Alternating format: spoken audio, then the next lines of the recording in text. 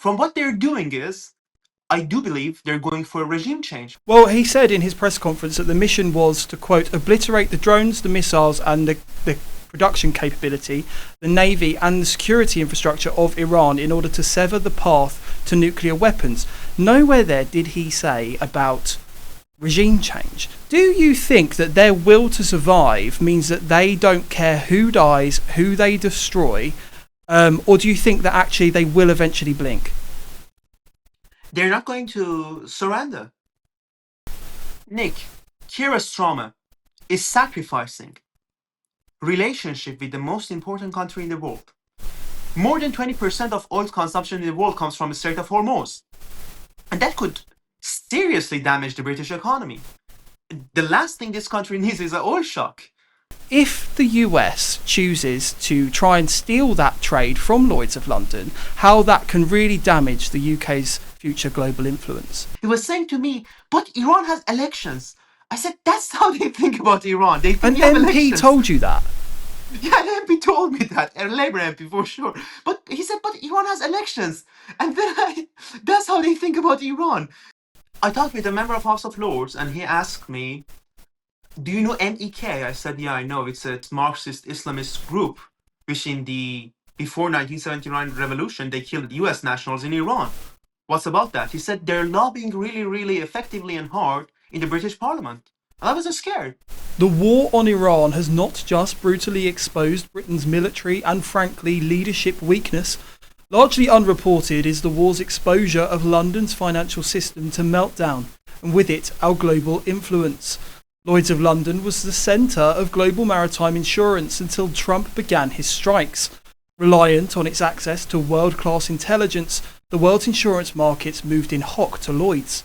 However, reports indicate the insurers were caught off guard by this war. They had no knowledge prior, and in response, policies for ships transporting oil and other goods in and out of the Gulf were either cancelled or soared by up to £100,000.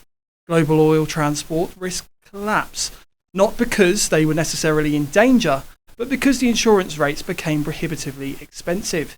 Donald Trump has stepped in, ordering the US Development Finance Corporation to cheaply insure all maritime trade, cutting Lloyd's out. This is the US's chance to kill London's insurance market, and with it a lot of the UK's international influence. Think of it. Lloyd's of London was so influential it had the ability to shut down the global transport of oil.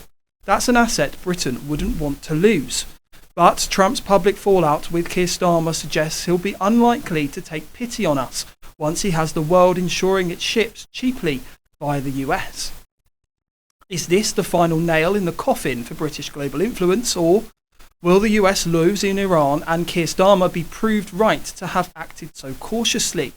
Here to discuss the war, its objectives and the impact on Britain's economy is Iranian economic journalist Mani Basharzad. Mani, thank you for coming and joining us on GB News yet again. We're just off the back of a press conference given by Pete Hegseth, and he, in this conference, has said that the US has complete control over the skies and waterways of Iran, and that they are there to finish what they started, but they are conceding that Iran will continue to try to fight back. And I'm just wondering if maybe they're leaving a little bit of leeway there for us to guess what the actual objective of the mission is, because Trump's rationale originally for going in was the evilness of the regime and what it had done to its people. But now people are starting to wonder whether the US will actually stop short of replacing the regime and actually just wants to kind of neuter it, render it incapable militarily. What's your read? Arthur Laffer, one of my favorite economists, said you should take Trump seriously, not literally. And he's an economic advisor to Donald Trump. What do I mean is, from what Trump has said, more than a month ago, he said in an interview that Iranians have stopped killing the protesters. They're not going to hang them anymore. But after a couple of months, we see the foreign intervention. And we remember when we did an interview, I said that Trump's going to intervene. Because we should judge Trump based on what he's doing rather than what he's saying. And the reality is, the scale of the military buildup is the biggest since the Iraq War. What they have done to the important bases in Iran, 9 ships have been sunk, and they have killed the supreme leader on the first day of the war. From what they're doing is, I do believe they're going for a regime change from the evidence that we have from on the ground. A couple of months ago, after the protest, the State Department in the US sent so many Starlinks in Iran. Why would you do that if you don't want a regime change? Why would you do that? The reason for doing that is they know that the Islamic Republic is going to shut down the internet. And when they shut down the internet, communication is going to be hard. When communication is hard, coordination is hard. And then they're going to help Iranian protesters to coordinate and then overthrow their regime. What I'm seeing from what Netanyahu has said, from what Trump has said is they're going to make IRGC and the Islamic Republic weaker and weaker by day. And then they're going to give the power to ordinary Iranian people to take the decision for their lives. I think that's the best regime change model that we have ever seen. It's not bringing new institution with a helicopter like what happened in Iraq, just implementing democracy to places in Middle East, but it's giving the Iranians the freedom and the opportunity to choose the model of government that they want. The reality that we are seeing on the ground is IRGC is weaker than ever. And the important thing we need to understand is it's like 1991, it's like 1990. Soviet Union was without a Gorbachev, with a Stalin in power. And because of that, the Islamic Republic is more dangerous, more violent than ever. And to deal with that, see, we are now in a point of no turning back. Because of that, what we need is decisive, bold action against the terrorists in Tehran. Well, he said in his press conference that the mission was to, quote, obliterate the drones, the missiles and the production capability, the navy and the security infrastructure of Iran in order to sever the path to nuclear weapons. Nowhere there did he say about regime change. And say if they don't put troops on the ground and this remains a principally air war, is there actually a force within Iran ready to take power if the regime does fall? First of all, both Benjamin Netanyahu and Donald Trump didn't rule out not putting their boots on the ground. That's the first thing I would say. The second thing is the forces on the ground. We don't have military groups in Iran which are opposed to Islamic Republic that they can take power, but we have a really huge population that they can take over the government if the government doesn't have the machine guns anymore, the oppressing power to oppress Iranian people. What has happened is now the battleground is fair after they have weakened the IRGC and weakened the Islamic Republic. Those who say that if Iranians want to change their regime, they can decide it for themselves. No, we can't. In weird countries, Western, educated, industrialized, rich, democratic countries, like the Western countries, you can change the government if the people want. In Iran, if you want to change the government, armed men are waiting for you in the streets to kill you. So this has made the battleground even for Iranian protesters to rule out the tyrannical regime that has been killing them for half a century. See, usually when a regime falls like that won't transfer power peacefully, it's either, there's a dictator that concentrates power within their hands and then they die and no one knows what to do, or you see something like the USSR where the whole elite become demoralised. Iran's not showing much sign of that. Are you worried that actually you won't get what you want? I'm a cautious optimist, to be honest. The reality is the best model that can happen to Iran is what Mansur Olson, the famous American economist, called the blank slate. Why did Japan and Germany become so successful after the World War II? Their country was bombed. So many of their infrastructure was destroyed.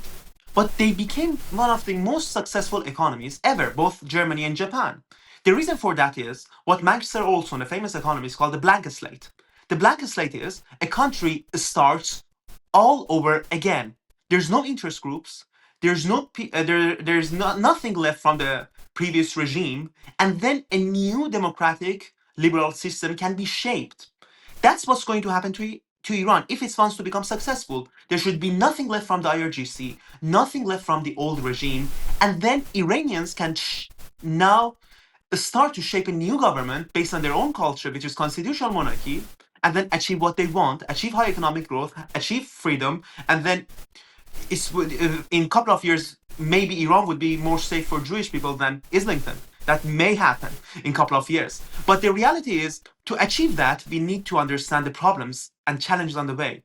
Mm-hmm. And you pointed out really well, the vacuum of power. So to solve the problem of vacuum of power, we need for Western governments to enter negotiations with the real opposition of Iran, not the loyal opposition that the Islamic Republic has created, not the so-called reformers, but the real opposition, which is the Crown Prince Reza Pahlavi, to lead a transitional era of 2 to 3 years, and then we would have a referendum on the model of governments Iranians want. And the problem that we are going to face in that is the red bourgeoisie, as the protesters in the old Soviet Union called it. The red bourgeoisie is the elite class, the nouveau rich class, which the Islamic Republic has created with its rent-seeking economic system. And those people are not only in the Islamic Republic. They're in London, they're in the United States, they have high-paying jobs, they have big real estates. For example, Moshtaba Khamenei, the son of the Supreme Leader of Iran, has a big real estate empire in London. So the way to deal with that is, first of all, we should paralyze Islamic Republic's power outside of Iran, which means IRGC, all the Islamic centers that they have in all around the UK, which is their propaganda arm.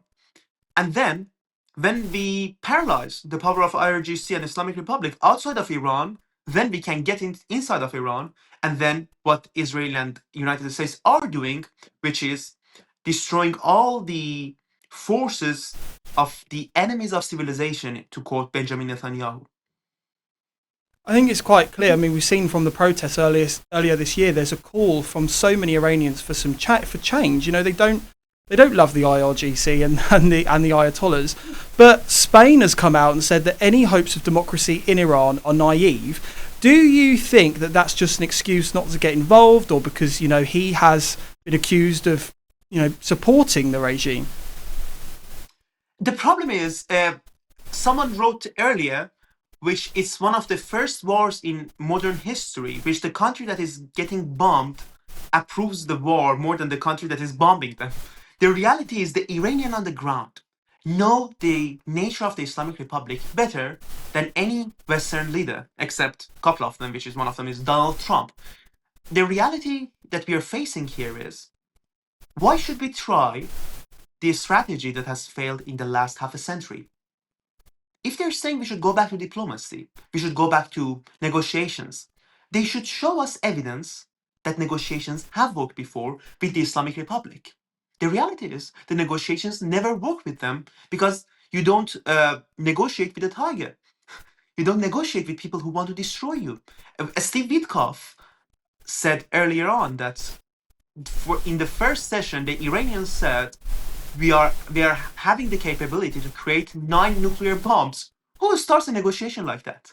If a person wants the deal, they wouldn't start a negotiation with saying we have enough enriched uranium to make 11 bombs.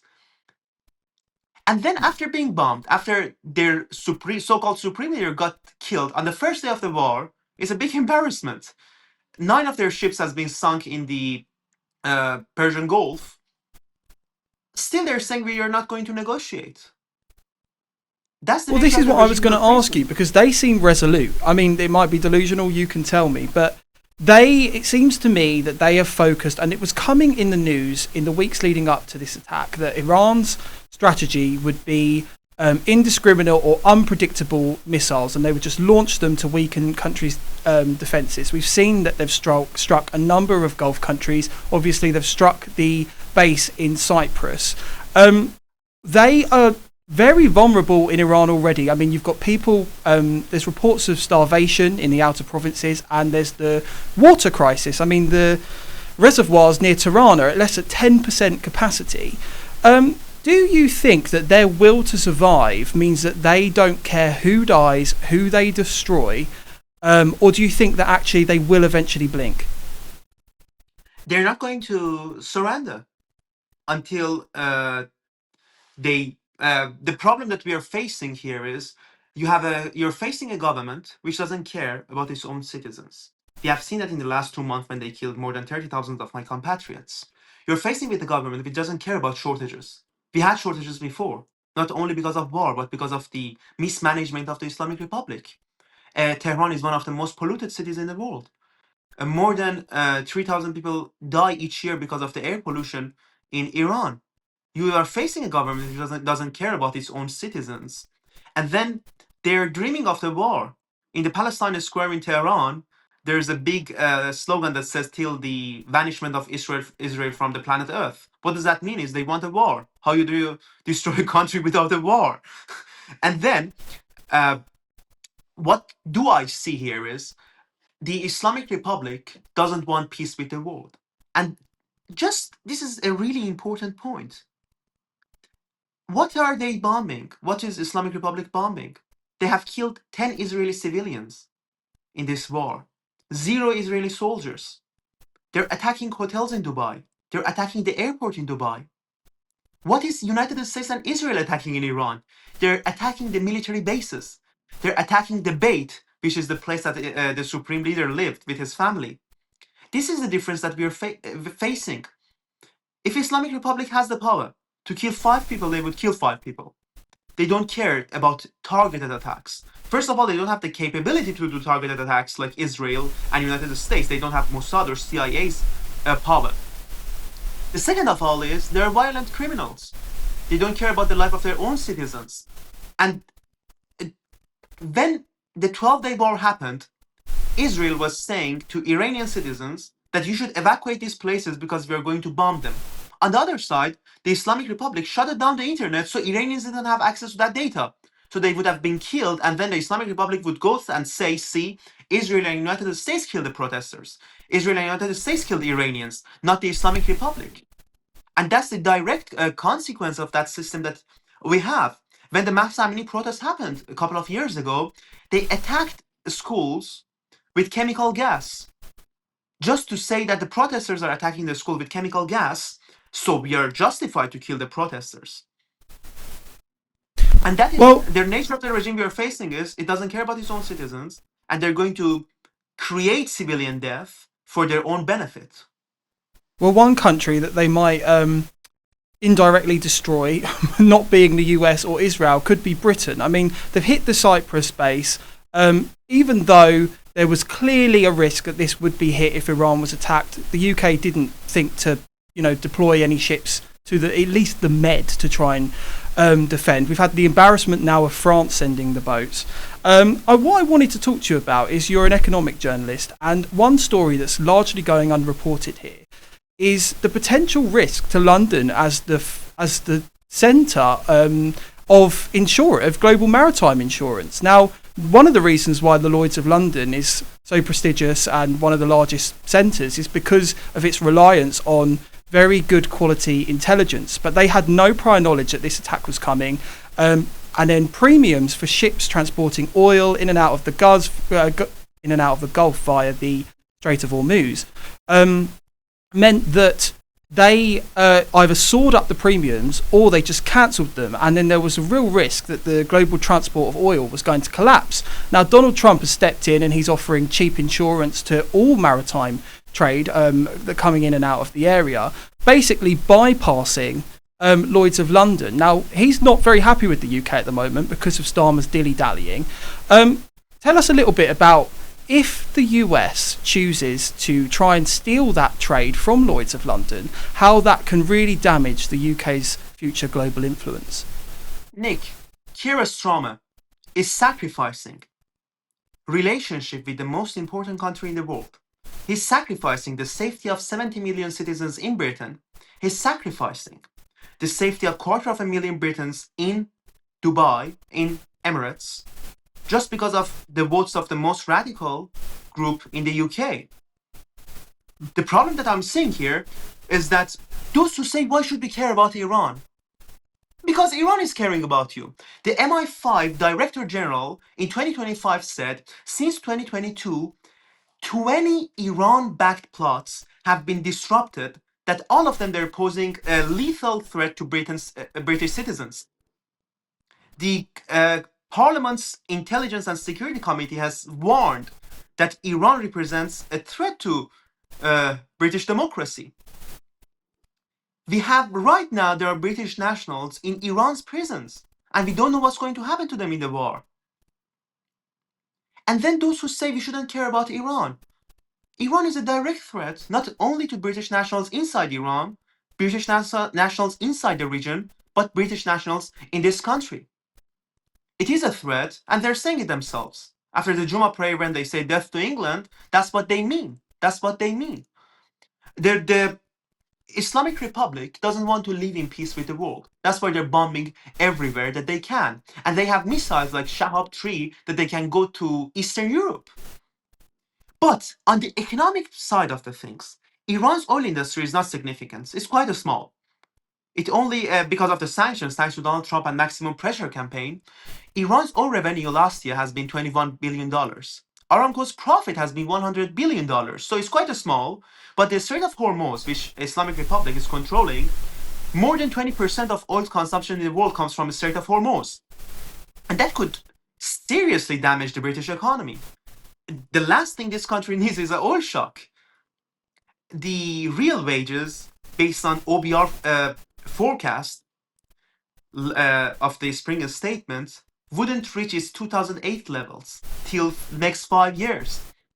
In a country which has, as IFS report said, lowest wage growth in the last decade since Napoleonic Wars, the last thing that you need is an oil shock from Middle East. And this is something that this country can prevent by being bold and being decisive against the most violent supporter of terrorism in the world, which is Islamic Republic. You should act against that threat. But what we have seen from Keir Starmer is he's sacrificing the safety of British nationals, the economic safety of this country, just to get the votes. And he's not going to get the votes. The Greens are going to get the votes.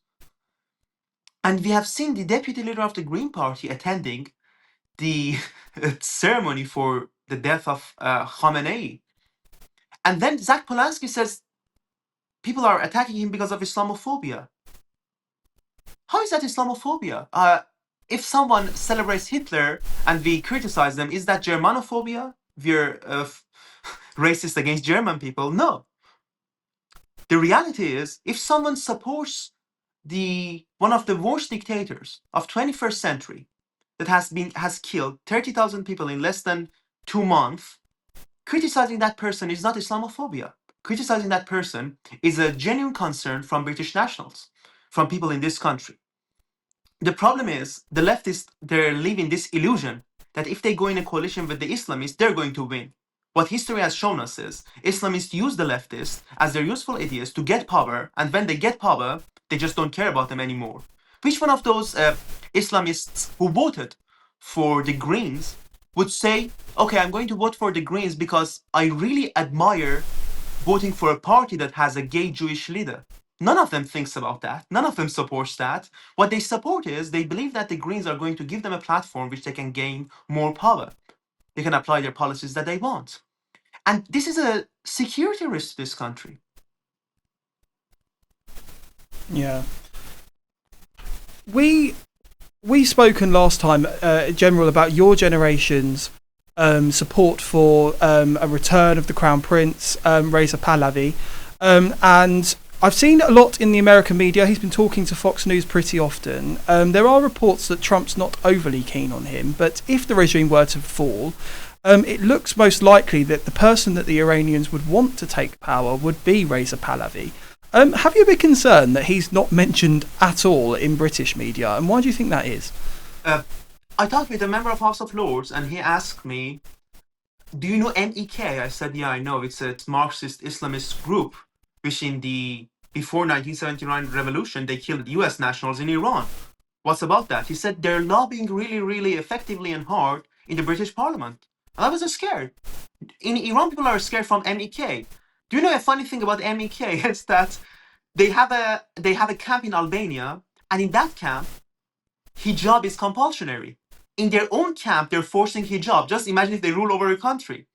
They're a Marxist group, and you can see it from their logo. It's a mixture of the communist symbols and the Islamist symbols. And then they have a big lobbying group in the UK. They have different committee meetings in the UK Parliament. On the other side, first of all, you have a big problem with the MEK in the UK. Second of all, you have a big problem with the IRGC propaganda arms in the UK. Formerly, you had Press TV, anytime US, even at the time of Joe Biden, when they threat Iran, the Kayhan newspaper, which is the government's newspaper, and its editor-in-chief is one of the closest friends to Khamenei, he always wrote in the editorial that we're going to close the Strait of Hormuz. If they close the Strait of Hormuz, I wish they closed the Strait of Hormuz, Well, that'd be because then then finished everyone in will one go, wouldn't understand it? that what this government is capable of. They always have this face of no. What Washington Post and New York Times wrote about Khamenei, a man with a charming laugh and a grandpa-like beard. They still think that they are the moderates. They still think that the Ayatollah is the moderate. So I think I'm quite optimistic if they close the Strait of Hormuz, because as Iranians, we all knew that they're capable of doing that. We all knew that they're capable of doing that. A government that is capable of. I saw a picture. I'm going to send it to you. It's the body of one of the protesters that they burned her body so there would be no signs of the scars after they have done to her. As Iranians, we see that. We know that this government is capable of doing that. But people in the West, they think. One person was telling me, he was an MP. That's really interesting. He was saying to me, but Iran has elections. I said, that's how they think about Iran. They think An we have MP elections. told you that? Yeah, an MP told me that, a Labour MP for sure. But he said, but Iran has elections. And then that's how they think about Iran. Yeah, we have elections, we can change the government. Yeah, mate, we can. And that's the mindset about the government. And this is, cheers to Islamic Republic. They did their propaganda. They did their propaganda so people believe that they have elections. The reality is, this country has been too soft for too long to the influence of Islamic Republic. And the influence of Islamic Republic is showing itself right now, which in British media, we don't hear that much about Crown Prince Reza Pahlavi. He's doing interviews every day with Fox News. He's doing interviews every day with different American channels, 60 Minutes, CNN, but you don't see him that much quite often on British media. The problem is the lobbying power that Islamic Republic has here, and the lobbying power that radical leftist groups have here, which they have boycotted the real opposition to the tyrannical regime in Tehran. Since January, I've spoken to a lot of young Iranians like yourself who have been campaigning, working towards trying to get rid of the Islamic regime, and most of them have experienced intimidation, threats from the regime or supporters of the regime. And I just wondered if you've ever experienced anything like that in your work. I have experienced that, but and my family has experienced that. But I always compare that to the sacrifice that the young generation in my country has made in Iran, and it's nothing. So I don't talk about it that much. They have gave their lives for the freedom of Iran. I'm living in a country that is free, a democratic country, and I would try my best to help Iranian people achieve the basic freedoms that they want. And if there's a threat against me, I don't care about it, to be honest. I have so many friends. I have people in academia especially, that just for their interest, just for being safe in this country, they have chosen to not say anything, not to be open about it. But my conscience doesn't let me to do that, because when I see Iranians in my country are giving their lives for their freedom, I don't think it's that much patriotic for me to do nothing. Yeah. Well, as Pete Hegseth said earlier, the Iranian regime doesn't care. It doesn't really have the capability to hit a soldier. They just want to go after civilians. They don't seem to care much about, the value of life, whereas at least the US and Israel have been able to minimize civilian casualties and go after, these big power brokers, these decision makers, and hopefully take away their ability to replace the Ayatollahs and be a functional government. Just to finish off, I mean, there is a disagreement at the moment if we walk back to sort of the way the war's playing out. The US seemed, at first, Trump kind of made it sound like this was going to be a short war. He maintains it's all going to plan. However, the tone of the press conference by Pete Hegseth today just gives me pause for thought. It just makes the way he had to keep reiterating that the war is being fought on his terms and America is so strong. It just made me wonder whether actually there have been some surprises there. And he made pains to point out that they predicted that some Iranian missiles would strike their assets in the region. And I wonder, watching this war play out, do you think that it will go on for a bit longer than maybe it was thought originally? See, when the Iraq war happened, it took 6 months for them to find Saddam. Iran's supreme leader was killed on the first day of the war, and the defense ministry was killed on the first day, and the new defense ministry was killed in less than a day. So it's not quite similar to other wars that we have seen. They're not that organized, and the chain of command in Islamic Republic system is quite destroyed by Israel in the last year war and the war that's happening right now. What Donald Trump has said is thousands of military officials, generals, are calling the US to surrender. And what do I see? Going back to your first question, is it for regime change or just for nuclear? I think it's deeper than that. The nuclear, the missiles are only tip of the iceberg. This is the war which one side values life, one side values death. If in 20th century the biggest enemy to human liberty and the individual freedom was communism, in 21st century is political Islam. And the biggest proponent, the biggest supporter of political Islam in the 21st century is the Islamic Republic of Iran. So to get rid of this, as Shakespeare said, diseases desperate grown are relieved only by desperate appliances or none. We need radical action against this regime. I don't think it's going to take too long. My estimation is 3 months maximum from what we have seen on the ground. And another important thing is human capital. I do not think Islamic Republic has a viable army to fight for it. They don't trust Iranians with guns. And those who are in the... Why did they bring Iraqi forces from their Iraqi terrorist groups in their region to oppress Iranian protesters? There's a simple reason for that. They didn't have enough forces to kill Iranians. Right now, when you see pictures, videos from Iranian schools, where 12-year-olds are saying, "Thanks, Uncle Trump," when they hear the sound of the bombs, they have no support on the ground. And then this is from the official report after they killed the supreme leader. CIA and Mossad, they were planning for his meetings before he was killed.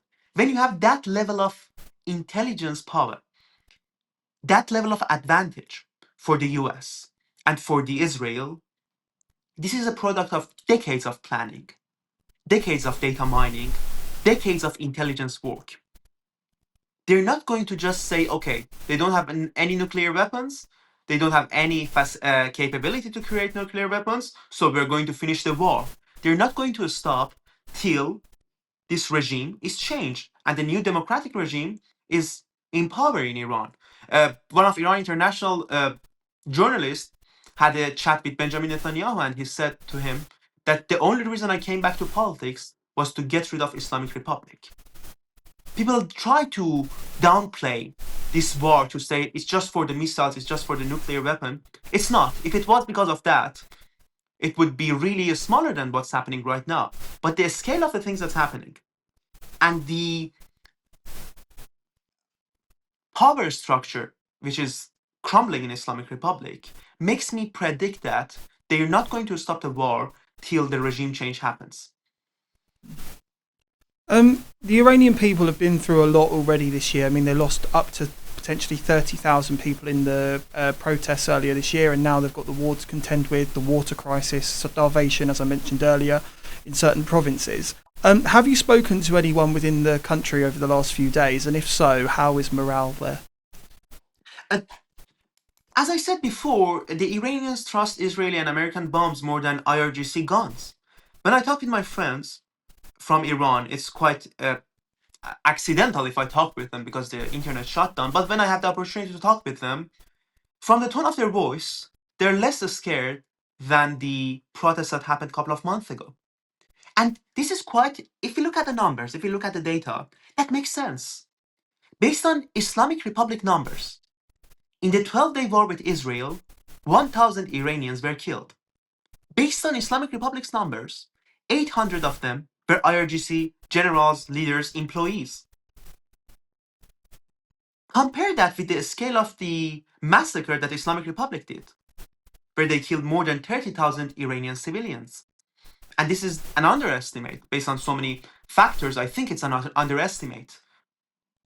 You can see there was a really interesting video someone made It was the picture of the bazaar in Rasht, the biggest market in Rasht, which the Islamic Republic burned that bazaar and tried to kill so many people in that place. And then people were saying that this is not because of the war. This is what the Islamic Republic did. Not Israel, not United States, but the Islamic Republic. So when I talk with my Iranian friends in Iran, it's a mixture of fear and joy.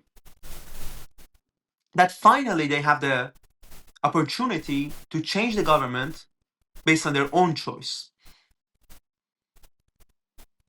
Okay, thank you so much for that, Mani. We will get you back on as and when things develop. I'm sure that we'll need your opinions and your advice over the next few weeks.